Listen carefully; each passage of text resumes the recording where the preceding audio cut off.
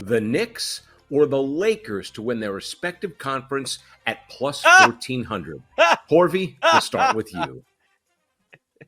Yeah, you know what? I'm going to go with the Knicks. The Knicks are playing a really good brand of basketball. I'm a believer in Tom Thibodeau, especially as a regular season head coach, because I saw the Chicago Bulls, with the number one seed. Even the first year that LeBron, Dwayne Wade, and Chris Bosh all joined forces in South Beach in Miami. I think he's a really good head coach in the regular season. I think he's really good with point guards, and that's why he's getting the most from Jalen Brunson, who I think should be an all-star starter, even over Damian Lillard. And I like the move for OG Anunoby. They play enough defense. They could score. They just have to stay healthy. And I like Julius Randle when he could be that third guy or option 2 even. And that's why I really like that OG pickup. So I'd rather go with New York. I mean, with Los Angeles, it's always scary when you have LeBron James, but I don't think LeBron James thinks that Darvin Ham's the guy. I don't think they're seeing eye to eye right now. So I would go with New York, who's one of the hottest teams in the NBA right now. And also I think they have the easier path because they're in the Eastern Conference. Guys, not since the days of this guy right here, Larry Johnson, Grandmama, you can see it on the camera, that number 2, have the Knicks been in a spot where I and the rest of the fan base and anybody else that's even covering the NBA have looked at them, taken them seriously, and said, this is a team that can actually make some real noise in the playoffs. Now, could they lose in the second round? Is it possible? Absolutely. Could this team go to the Eastern Conference Finals? Yes. Could this team surprise everybody if they see the Boston Celtics in the Eastern Conference Finals? And what do every time, Ryan, they play in the Eastern Conference Finals or the NBA Finals? Well, they find a way to choke, as you've learned the hard way.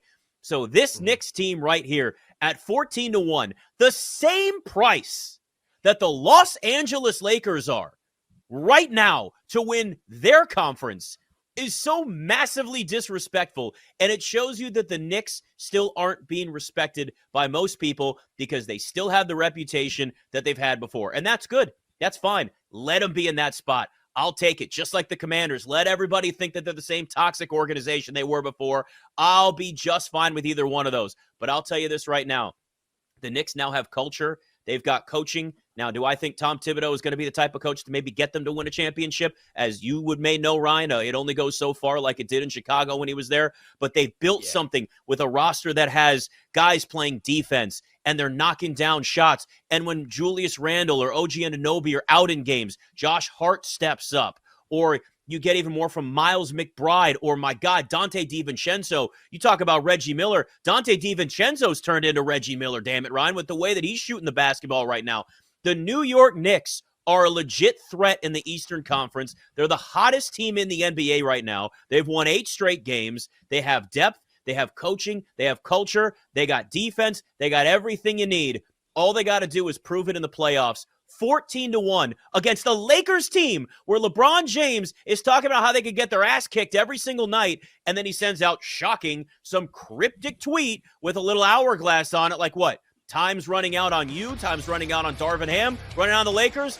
I don't know, but the disrespect of these prices is absolutely insane. What's next for Washington? Who's there with the last vacancy being them? Well, I do like to hire a lot. I did a lot of reporting on this upcoming coaching cycle, for one of my other gigs at the Washington Post. Really, dating back to October, I've been talking to people about this group of potential coaches, and I didn't think Belichick would get a job. I thought Harbaugh would have a very limited market, and he did. But I also thought that, of the guys who haven't done it before, the rising coordinators, Ben Johnson and Mike McDonald, like I'd have been shocked if they didn't get offered jobs. Like I'd have been shocked if they weren't head coaches. And so good on John Schneider, who I think early on, there's some people who he knew in this league really well, like a Mike Vrabel, like a Dan Quinn, who they obviously talked to. I think they, like many other teams, the Panthers, the Titans, the Commanders, in a perfect world, were really inclined to to lean into what Ben Johnson could do for them in the quarterback position and the offensive side of the ball. But obviously he took himself out of contention. So I love what Seattle did, frankly. And I think if a guy like Pete Carroll is willing to hang around there, in a consultant role, all the better, right? This super young first time head coach who honestly uses, he doesn't use cover 3, cover 6 as much as Pete Carroll did. I don't think he's as beholden to certain, coverages as Pete Carroll was, but certainly he used a lot of Pete Carroll stuff this year. McDonald did, especially in that game against San Francisco, right? A team he's going to have to beat if he's going to get to the promised land in Seattle. Like, he threw a lot of those looks at Purdy and had him seeing ghosts and had him wondering, what was real and what wasn't. So I think it's a great hire. We'll see about the offensive side of the ball. That's where concerns are going to lie, right? Who's he aligning himself with at the offensive coordinator position? Is he taking somebody like T. Martin from the Baltimore staff with him? Is there somebody more experienced he might be able to connect with? And we'll see. And ultimately, I think they're going to have to decide, is Geno really patchwork for another year or two? How quickly do we need to find our quarterback in the future? Look, I thought the Washington job was very compelling. I don't know if things are going sideways in these interviews. I don't know if this, hiring group is having difficulty connecting with candidates or getting them to see the inherent potential of this job, because I think it's a sleeping giant franchise. It hasn't gone the way I thought it would go. That doesn't mean that they still can't do better than where they've been, right? It's a low bar to clear.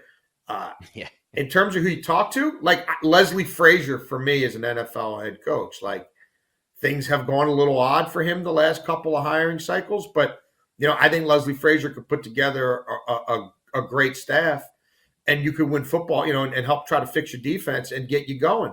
How open-minded do you want to be? Like, if you're really all about this second overall pick being a quarterback, I mean, can you get an audience with Lane Kiffin? I don't know.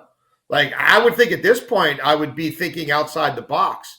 In terms of guys who haven't done it before, I mean, that's kind of been picked through, right? The Slowicks of the world decided they want to stay. A lot of guys on the offensive side of the ball in terms of first-time coordinators, they're not there. You could certainly give it to Mike Vrabel. I'd have questions about who's developing the quarterback for him, right? Maybe in a perfect world, that was Arthur Smith, who did a really good job with the quarterback transition from Mariota to Tannehill in Tennessee. Obviously, that's not going to happen now. Arthur Smith is in Pittsburgh. Could you get Kafka as the offensive coordinator and Vrabel's the head coach? I mean, there are certainly options, but it's been circuitous, to say the least. What do you think the quarterback situation looks like this offseason in the NFL, with obviously a lot of guys that have a lot of at least potential in the first round of the NFL draft? Well, there's going to be probably at least 5. I'd say definitely at least 5, maybe 6 in the first round. So, that's going to happen, and the run's going to start right away. And it could be 5, it could be 4 in the top 10, maybe even 5, just depending on, how who makes trades and if there's some jostling within the top 10 for, teams that are sitting there currently that don't have an overt need that trade out for somebody that does. It's not what we've been very spoiled. These have been bizarre quarterback years dating back to really, Brady's exit from New England. We don't have anything like that going on this time. To me, the most interesting one is Justin Fields and who lands him. Is that the Raiders? Is that the Steelers? Is that the Falcons? I mean, any one of those teams get him. I think it immediately vaults them to much more of a contender status. For me, I don't see him back in Chicago. We all know what they're going to do. Cousins, is the biggest fish in the free agent group. Yeah. There's not a whole lot there. You're really looking at guys like Cousins who are injured or kind of breaking down, right? I mean, Garoppolo, Tannehill, like Tyler Huntley, Josh Dobbs, there's not a whole lot out there. Gardner Minshew, right? Like, Gardner Minshew is probably pretty well positioned in this group, just given, who he's up against. But yeah, most of the teams that are looking to solve this riddle will be trying to do it through the draft. And again, it's going to start with Caleb Williams 1, and then, whether it's Daniels or May 2, whoever doesn't go 2 probably goes 3, and away we go.